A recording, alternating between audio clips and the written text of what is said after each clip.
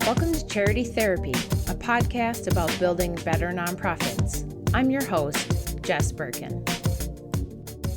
Hey everybody, welcome to our podcast. You are listening to Charity Therapy, a podcast about the nonprofit sector, what goes right, what goes wrong, and what we can learn from it. All right, let's begin. Hi Megan, Jack. Hello, yes, I am Jack. He is Jack. You have some things for us to talk about, questions to answer, issues Correct. to discuss. Yes, I pulled the best Reddit posts I could find. What you got for us? Alright, the first one is called, the name of the post was Founders, ... When do you know when it's time to pull the plug?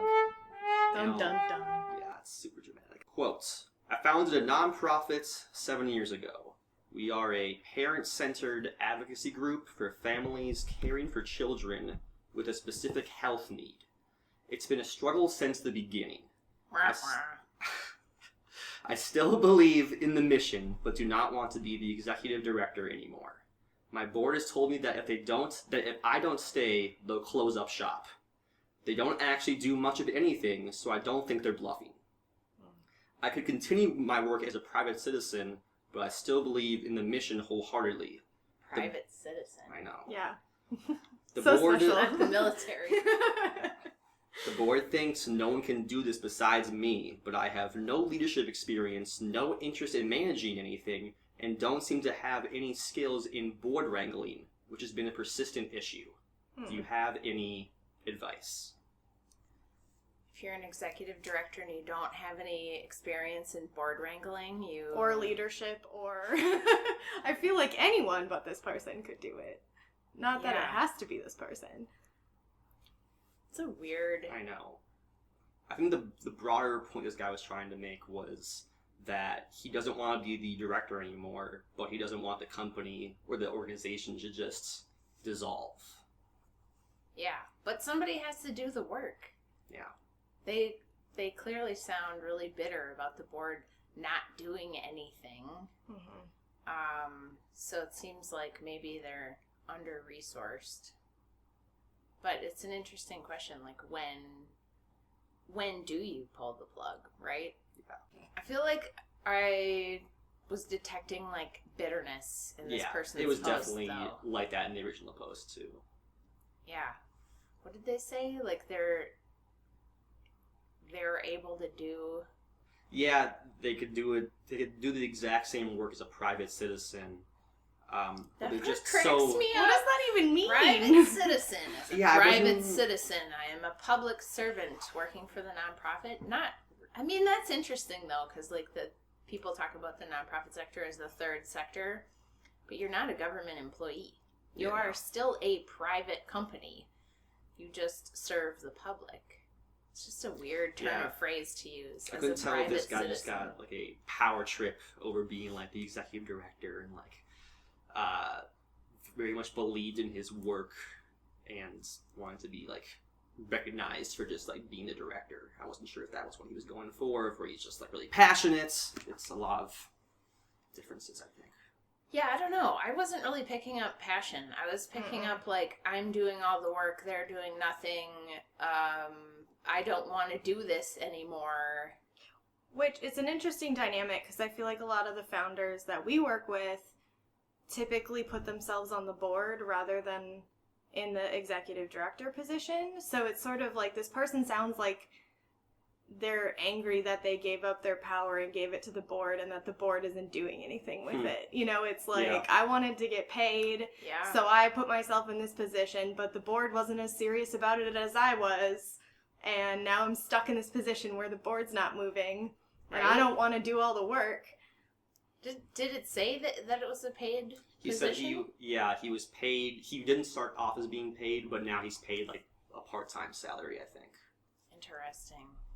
Yeah, that is like the danger, right? Because so many founders want to be the executive director because it's like, hey, I want to do this as my job. But what you also have to reconcile is that you give up control when you do that. Not that you ever were in control when you govern with a board, because obviously it's group decision making, but you completely give up control. Yeah, you don't even have a seat at the table truly anymore. Not as the full board member or anything like that. Yeah, and you're hired and fired by the board, so the board can say, Goodbye. we don't want to do this anymore. Yep. If you're gonna quit your job, like, this organization is done because you were our charismatic founder that was so motivated to do all this.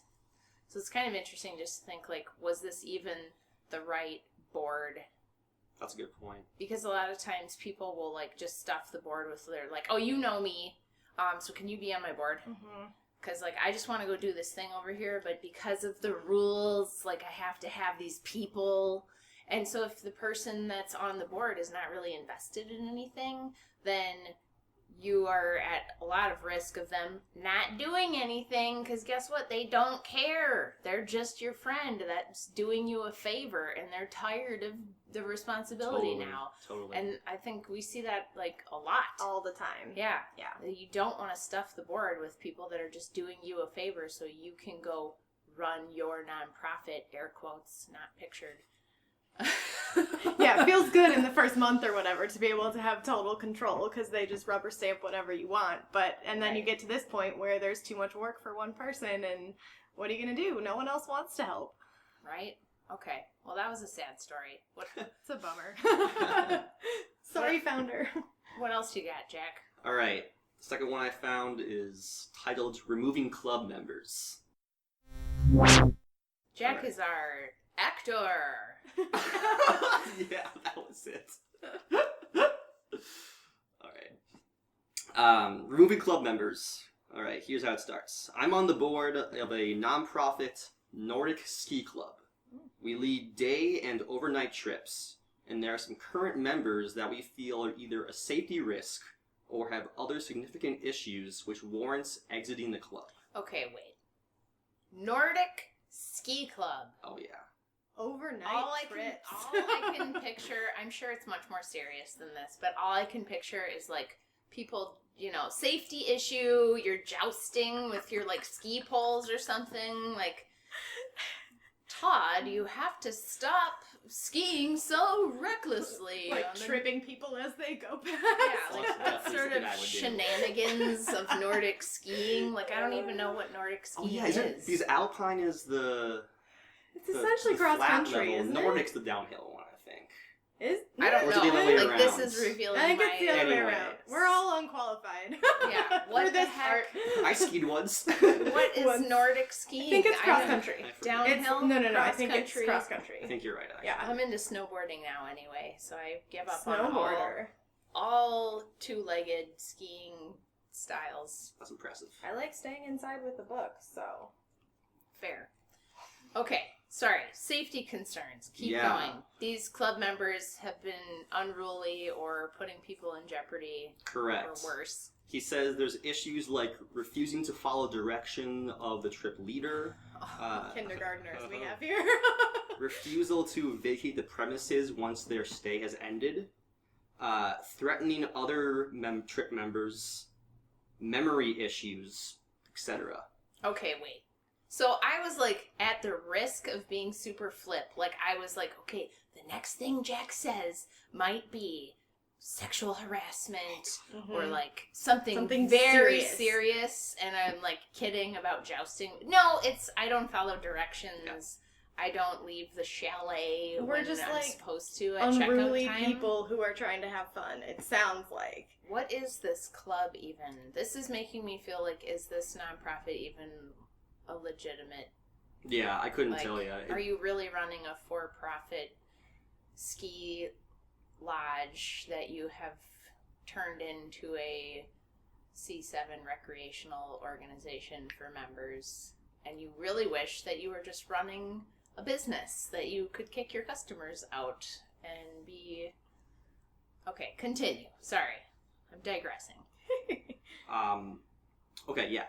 Personally, this guy thinks they'd be far... Wait, let me start over. Personally, I think we'd be better... holy shit. Personally, I think we'd be under far greater legal risk if we allowed unsafe members to continue with our trips. This brings up my question, what is a good process for removing members or excluding them from certain activities? The club has a duty to safety and enjoyment of all members, and cannot allow one person to jeopardize this. Any general advice?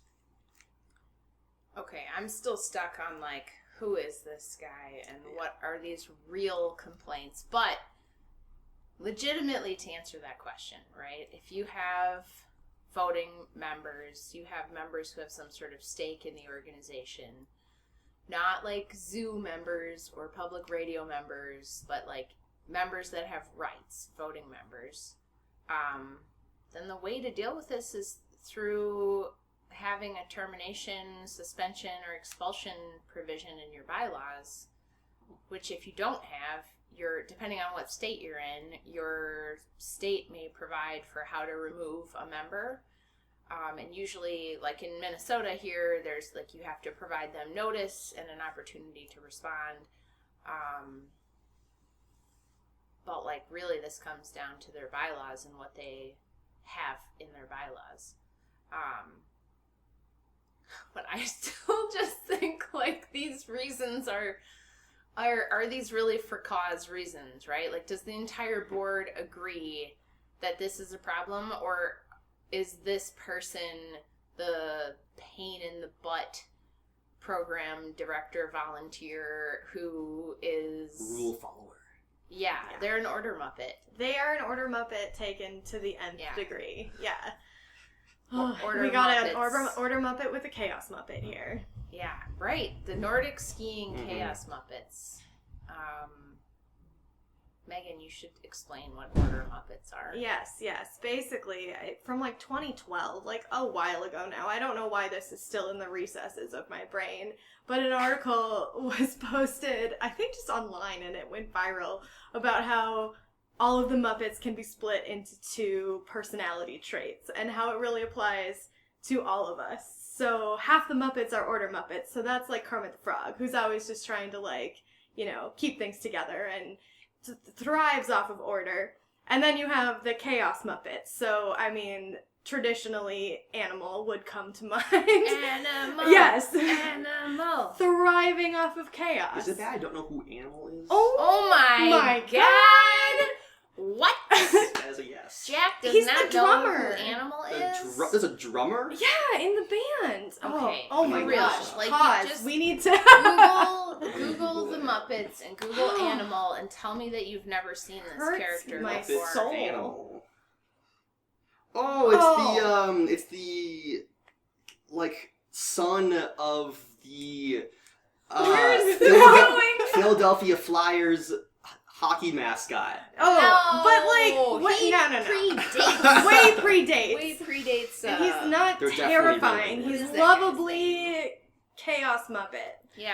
They're definitely related. The son of the Philly Flyers Rude. mascot. No. Gritty. That's His name an is affront Gritty. to the Muppets. Listen, he is Gritty's freaking grandpa, okay? Like, Animal has Shriveled been The down. around original. since the late 70s. Jesus. Jim Henson's rolling over in his grave right He's now. cursing failed. you. He Yeah. failed in his life's mission. The children no longer know. Oh, who the I Muppets know. are. I know. Don't worry. And I will carry the Order Muppet Chaos Muppet paradigm into 2019. To your grave. To be fair, I don't think that was Jim Henson's goal. No, but not still, per se, but still. it's still a good metaphor. It's a great metaphor. So we have Order Muppets and Chaos Muppets at this organization, and if you want to dump off all of your Chaos Muppets, I mean, life's just not going to be as exciting in your Nordic skiing club, but I'm picturing these are a bunch of, like, uptight sweater-wearing Order Muppets. So, yeah, check your bylaws. Yeah. Check your state statute. Please continue. Alright, this next one is about children. It's called Why Volunteers Who Are Minors Annoy Me. I work for a facility that houses and cares for children aged 0 to 18 who've been taken from their homes due to abusive environments.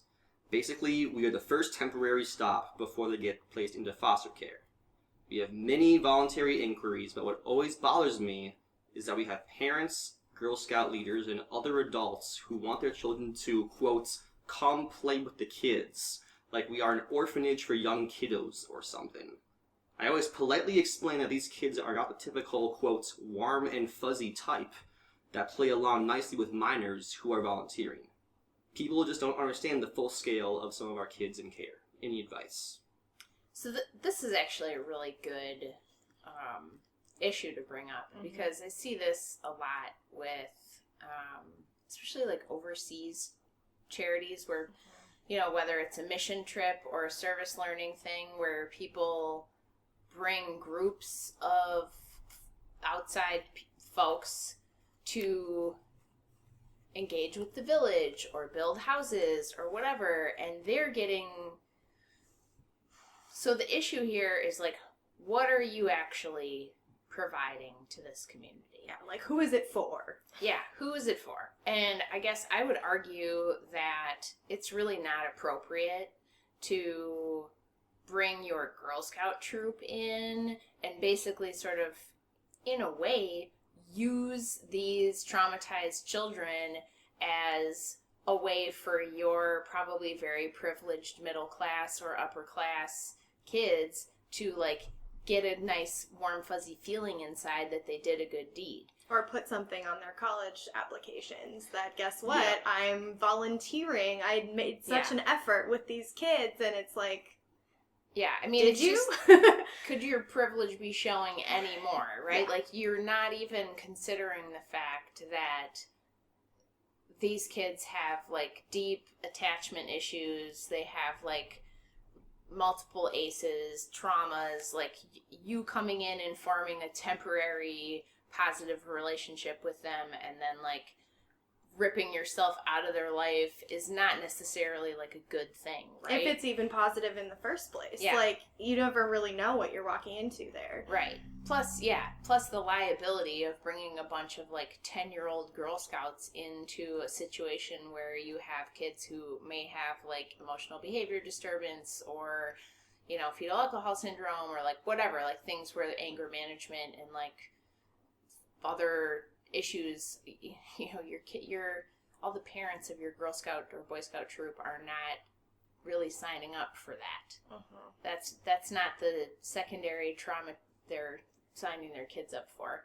But I think the bigger issue here is, like, the going out of the country mission trips where people are really having, like, oh, I'm here for 2 weeks or a month or something, and, like, isn't that nice? Like, I have, like, you know, my fake niece or nephew, like, that I feel like I made this connection with in this foreign country, and now you're just another person that's come in and out of their life and, like, reactivated, re-triggered whatever their issues are. There's just a lot of, like, white savior. Gotta post a picture with a brown baby on your hip, and that's the goal for you. Whether it actually helps the community you're in is a whole other issue. Yeah. And then the other issue there is, like, how does the person at that nonprofit, because they're walking this tightrope, right? Because these are your potential donors. People that want to volunteer are also potential donors. And how do you sort of manage the communications around this? Like, how do you, you know, politely tell people that's not an appropriate way to engage with us, but here's what you could do. It's a tough spot to be in for somebody who works at a nonprofit like that, you know? So do you think it's important to just, you know, disclaim, like, what people you're looking for or what people you're not looking for as volunteers? Or is it more like a case-by-case, like, okay, you're not who we want to be here, don't volunteer with us? Well, I don't think there's, like, a global rule of thumb. It's going to depend on the organization. And, like, maybe that organization, the person writing that comment is not even looking for volunteers.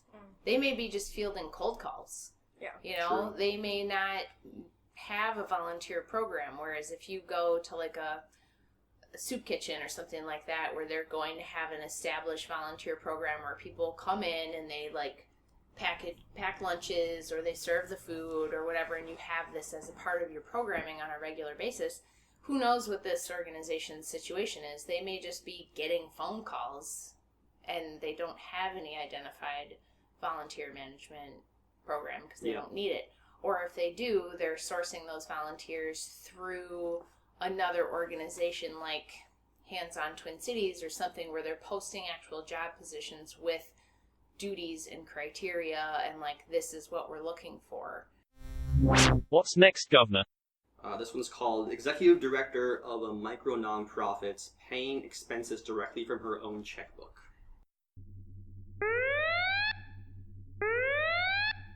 I think you can see where this is going based on the title. I have like 3 questions already.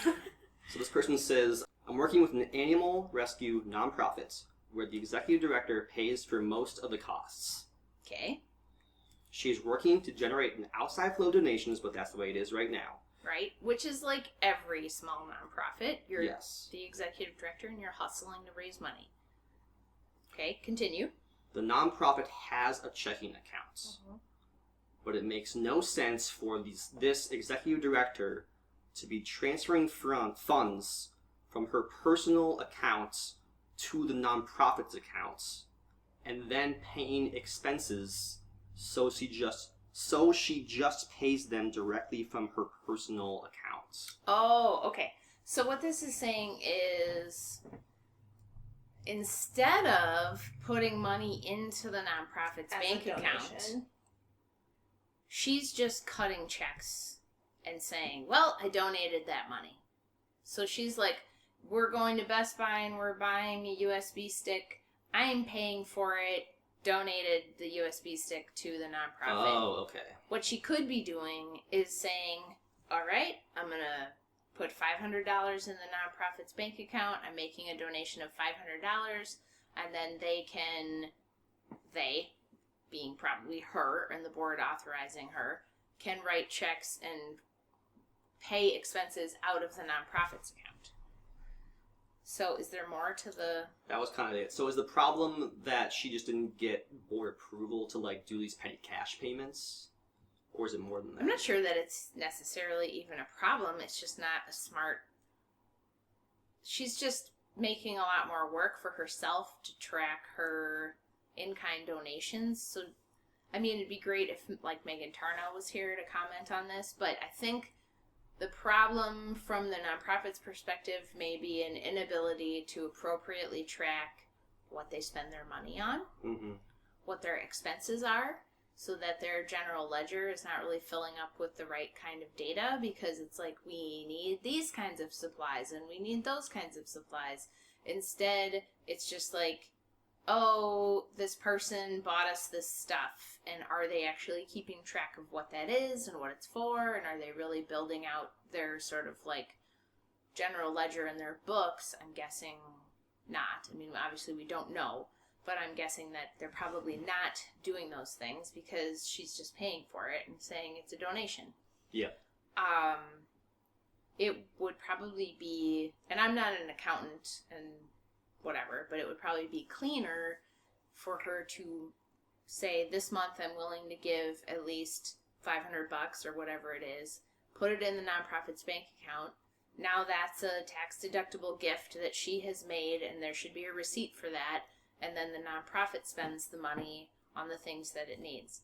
But there's nothing, like, obviously illegal here unless she's, you know, buying stuff for herself and saying it's for the nonprofit. But that, it doesn't sound like she's taking nonprofit money. It sounds like she needs to do a better job of fundraising, because she's paying for everything right now, which is, you know, we've had lots of clients that's when you first start out and you're not really raising a lot of money, that's pretty typical. There's not many other options at that point, you know? Yeah. Gotta get the seed money to get started until you can get some funds in the door.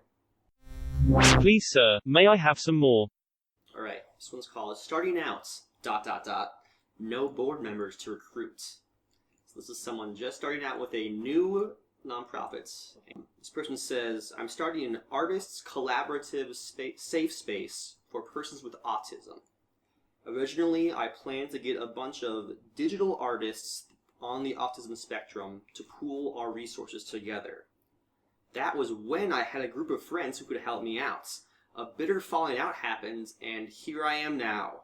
Oh, the bitter falling out. Yeah, I'll get you. I'm more comfortable working alone while I develop relationships with people I trust and work well with. So to get the required 3 board members, do I recruit, quote, professional board members who sit on boards as a career? What? Do I recruit board members from Idealists, which is like a nonprofit website, and hope they just work well together? Or do I incorporate an LLC by myself, develop the organization, and then dissolve it and transition into a for-profit 501c3? Or do I suck it up and get a bank president, social workers, and a consultant in a room and try to turn them into experimental digital media creators? There's so much wrong with this. Okay. I mean, obviously, there's a lot of facts that we don't have, but just based on, we need to back up. We need to okay. You don't see the gears turning that we can see in Jess's face right now of where to even start. Okay, first of all, the whole what is this safe space for artists on the spectrum? That sounds good, but what is that? I think it's what the person was trying to... Well, we don't know what it is. She doesn't say what it is. They don't say what it is. That is correct. Yeah. So it sounds like an artist collaborative, which potentially is not even a public charity. Oh. So that's first and foremost, my first question is this even really a public charity? Yeah. Because if this is some sort of artist collaborative where the artists get to sell they pool resources, it sounded like, yep. and they sell their works and get paid for their art, that's not necessarily a public charity. Now, we don't have enough facts in this thing to really determine. It could be that it's totally a public charity. It could be something where it's a center and they don't charge any money and all of the artwork is donated and all of the sales of the artwork go to fund something public facing. But if this is just basically a gallery where we get to make our careers happen, that's not so that right away I'm oh, this is a potential startup problem. Red flag number 1. Red flag number 1. There's 87 other red flags, I can't even remember all of them. So they were gonna do this and then they had a falling out. Yes. So their potential board disappeared, it sounds like. Correct. Which it kind of sounds was again, my homies that I just was hey, I'm going to do this thing and you be on my board and you be on my board and you be on my board because I legally need to fill 3 seats with your butts. And then that all fell apart, which is why we say don't do that. So should this guy or gal or person try to recruit professionals who have sat on boards before? What even How do is you that? make a career out of sitting on nonprofit boards? That's not definitely a thing. I thought that was a thing. That is not a thing. People Because you don't do get that? paid. It's a volunteer position. That's not your That's career true. unless So- you are a rich person who has a Independently bunch of wealthy. money and doesn't need to work. That's not a thing. So people don't sit on boards professionally. They do in the for-profit sector because you The get for-profit, paid. yeah. You get paid. It's a paid business position in the for-profit sector. But in nonprofits, it's a volunteer position. So I don't even know what this person is talking about. What? That's not a thing. This person needs the founder's roadmap. Well, yeah, this person does need the founder's roadmap, big time. And then, should I just go find, what was it? I'll just go... a social worker and someone and turn them into an artist? Was that Turn what them they were into a saying? digital Into- media expert or something. Board members, just go, recruit board members from Idealist. Yeah. As if there are just people sitting there waiting for your volunteer opportunities to apply to. It's that wouldn't it is- be great if I was a board member for some organization that nice. I don't know what it is and I don't know what the mission is? Just any particular board sounds great. That's not a thing. I'm down. exactly how not to build your board. It's like, Megan is right. You gotta find someone who's at least passionate about it with you, and if your two other friends are no longer passionate about it with you, like, that might be a sign that it's not worth doing, or you need to find someone else that's actually serious about your vision for this. Yeah, if you can't get even 3 people to be excited about your mission, you have bigger problems. So I don't know, what was the, there was something about, I'm going to form an LLC and dissolve the nonprofit, so it sounds like the nonprofit's already incorporated. But I think, yes, you should dissolve the nonprofit and just have a for-profit art gallery, whatever it is that you're doing, that has a social benefit. There is no rule that says everything that does good has to be a nonprofit. Especially if this person has a, like, serious desire to do it on their own. It's like, great, do it on your own. Don't wait around for random people to help you. Just, like, pursue the thing you want to do and do it the way it works, which is not as a nonprofit. Yeah. And if things change in the future, that's one thing, but... Yeah, if your, like, next step in your plan is, I gotta find 3 board members because legally I have to, and that's your attitude, you're in the wrong business model. This is not...